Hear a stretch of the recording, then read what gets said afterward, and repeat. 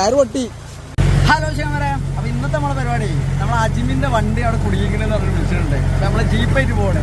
അപ്പൊ നമ്മളെ ഡ്രൈവറുണ്ട്, മൊട്ടക്കാക്കുണ്ട്.